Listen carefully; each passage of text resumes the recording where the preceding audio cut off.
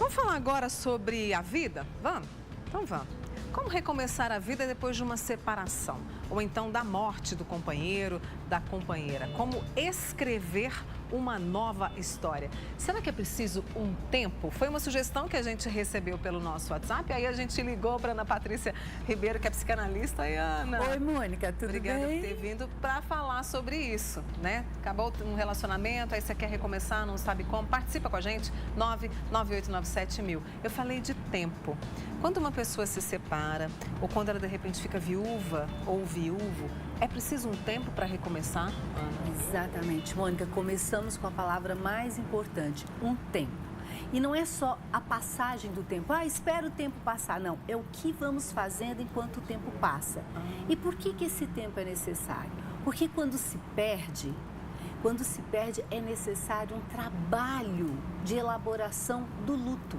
Então, quando se diz trabalho, é porque realmente é trabalhoso, é muito custoso, nos dói em todos os sentidos. Nos dói pela falta, pela ausência, aquela ausência que fica presente porque você escutou uma música, porque você esteve num lugar, porque você viu um livro, porque você sentiu um cheiro.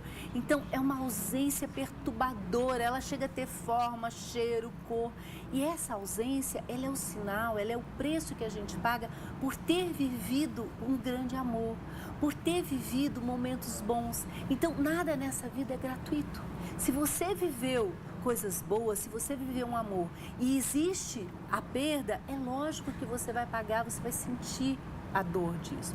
E essa dor, ela pode ser trabalhada. No início, ela é uma dor pungente, é uma dor profunda, ela é perturbadora. A todo tempo, tudo te lembra e você sofre.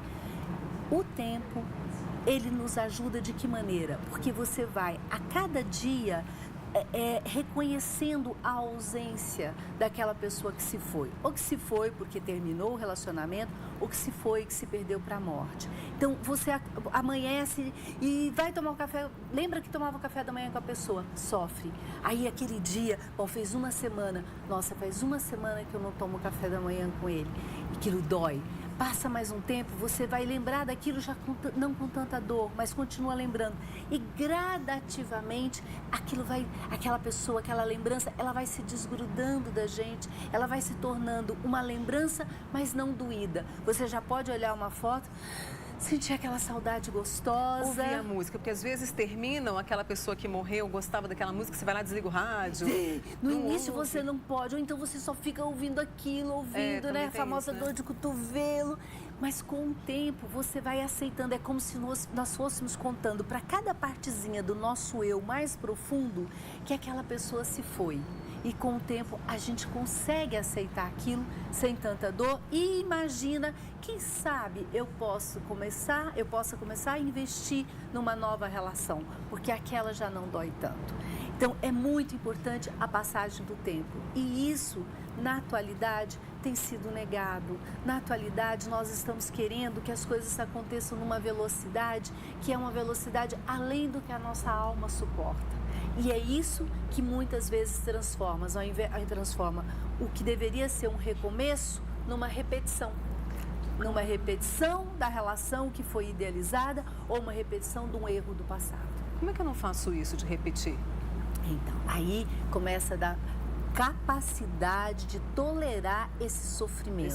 Vivê-lo. Vivê-lo significa o quê? Significa que tem esse tempo de chorar, existe o tempo de lembrar e existe o tempo de fazer a substituição. Ressignificar. Ressignificar. E para isso você precisa aceitar que houve uma perda, tolerar a perda. Nós temos dentro de nós uma capacidade de fazer substituições, mas para isso tem que ter a tal da capacidade de tolerar a frustração. Senão você se apega àquilo, eu não aceito, que vida madrasta, como é que me levou a pessoa que eu amava, ou então, se foi uma separação, eu não aceito perder, então não vou dar o divórcio, e ele não vai recomeçar a vida com outra, ela não vai ficar viva, se não for minha não vai ser de mais ninguém, e vai lá e mata. Então vamos usar os filhos para fazer a briga, não vamos dividir os bens porque enquanto isso estamos juntos. Enfim, vai se esticando aquilo que é mágoa pura, não é mais amor, são os restos do amor. Resto não dá.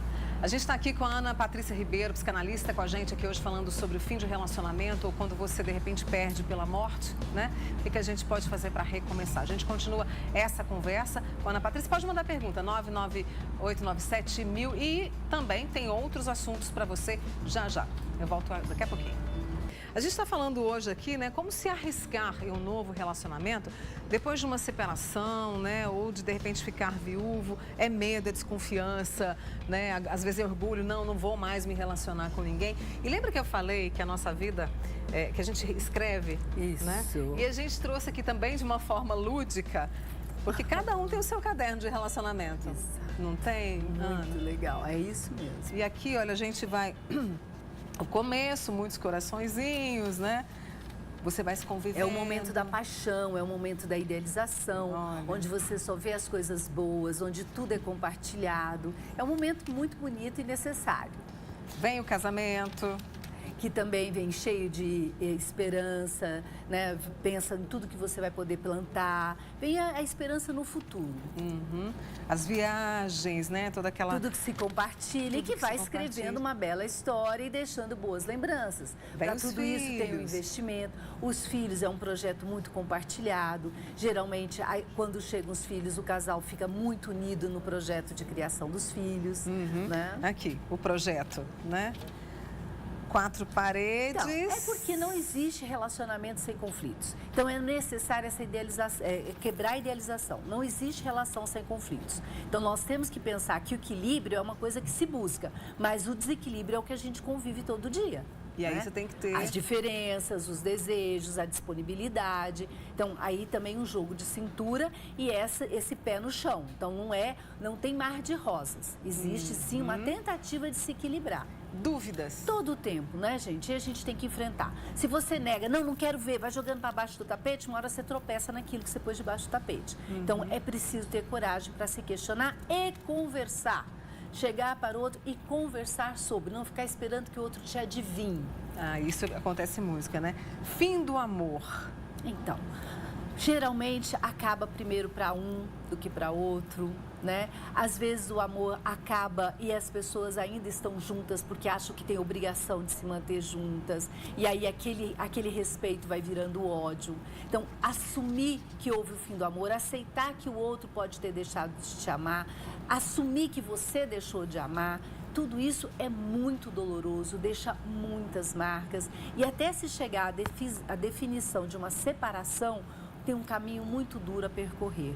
No entanto, é este momento que a gente precisa ter a coragem de assumir que a gente só tem essa vida. E se a gente só tem essa vida, a gente tem que tentar fazer dela alguma coisa melhor. Então, aceitar que vai ter um momento de dor para que depois você possa voltar a ter esperança, a reinvestir, a sonhar com uma nova relação. Então, não tem como não passar pela dor. Mesmo que eu saiba, eu não amo mais, eu quero o fim, ainda assim tem dor. Porque o projeto do amor, o projeto do casamento para sempre, o projeto de um relacionamento que seria duradouro, ele fracassou. E o fracasso traz frustração, a frustração traz dor e raiva, ou os dois ao mesmo tempo se alternando, né? Aí você falou daquela questão no primeiro bloco, a gente conversou sobre a questão da repetição. Tem até uma brincadeira que o pessoal fala assim, é tudo a mesma coisa, só muda de endereço, só muda de pessoa. Então, nós precisamos pensar assim, Mônica, que muitas vezes as pessoas repetem sim. Você tem a impressão que ela tem um script e tem os personagens. E ela vai buscando aquelas pessoas para ela repetir aquela história. Neste caso, nós estamos falando de histórias que estão marcadas, que a gente pode chamar de traumas. E aí, inconscientemente, a pessoa volta a escolher um parceiro ou uma parceira para que ela possa repetir aquela história do passado, numa tentativa de resolver. Nestes casos, nós indicamos uma busca de uma psicoterapia, sim. Por quê? Porque precisamos de um olhar de alguém que esteja alheio a isso, mas ao mesmo tempo muito envolvido e bem treinado para apontar isso. Então, aquela história de, fulano tem o dedo podre. Isso. Olha, a história do dedo podre quase sempre está ligada a uma patologia, quase sempre está ligada a uma história de uma repetição inconsciente. E isso pode ser resolvido, sim. Você pode parar de repetir e aí passar a resolver. E viver uma grande história. Então, você pode... E grandes histórias, Mônica, elas também podem acabar. Então, nós temos que ter esse pé no chão de pensar que Felizes para Sempre é muito bonitinho nos contos de fada e representa um ideal que nós temos. No entanto, para se viver uma longa história ou uma rica história, exige muito esforço, exige maturidade, exige dedicação, existe um conhecimento de si, existe a ideia de que você pode ser um complemento, mas não uma extensão do outro. Necessário se manter você, indivíduo, como você é, e não colar, grudar no outro, respeitar a história do outro. Ah, eu quero saber do passado dele, com quem ele esteve. Vamos respeitar o passado, vamos respeitar a situação da família, a origem de cada um. Essas seriam bases para um relacionamento feliz. Então, não existe receita, mas existe bases para que você possa tentar viver uma vida amorosa, porque ela tem um potencial de felicidade muito grande. Nós somos feitos para isso, nós somos feitos para viver amor. O ser humano tem essa necessidade e tem esse potencial. Então, temos que trabalhar, nada nos é dado gratuitamente, tudo tem um preço. Então vamos batalhar por este preço. Mas sim, vamos recomeçar, sabe, enviuvou, o luto é muito dolorido, teve uma separação, geralmente é traumática, dá um tempo, aceita, suporta essa solidão, busca, não, a parte amorosa está ruim, então vou investir no meu trabalho, vou investir em um esporte. Por um tempo, troca aquele investimento, aquela libido, aquela energia de vida que você está pondo, põe em outro ponto até cicatrizar. Até se olhar para você. Olhar, conhecer a tua história, reescrever. Tem partes que a gente vai lá, sublinha, porque a gente viu que isso deu certo, eu vou repetir. Isso aqui não foi bom. Quando a gente está se relacionando, a gente não só conhece o outro, a gente se conhece. E nesse autoconhecimento, o que foi que naquela história eu fiz que foi a mais, que deu errado? O que foi que deu certo? O que eu gosto em mim? Quando eu vou buscar alguém, eu não tenho que mudar alguém para ficar do jeito que eu quero. Alguém que se pareça com o que eu quero, ou alguém que eu possa suportar que ele não seja como eu sonhei, mas que ainda assim tem outras características que me preenchem. E abrir mão desse ideal de perfeição. Se nós não somos perfeitos, como é que nós vamos ter uma relação perfeita? Exatamente. Isso é algo que acontece só no estado de apaixonamento. Passou o apaixonamento, aí se vai se transformar em amor, você vai saber que o outro tem dificuldades, assim como você tem. Aí fica tudo tão mais fácil, né? Assim, você falando, parece tão mais leve. Fica mais leve e você tem a esperança de que a relação possa crescer. Porque assim, a relação vai se modificando, porque nós vamos nos modificando. Mas não existe nada fácil. Se você quer uma coisa fácil, ela não vai ser boa.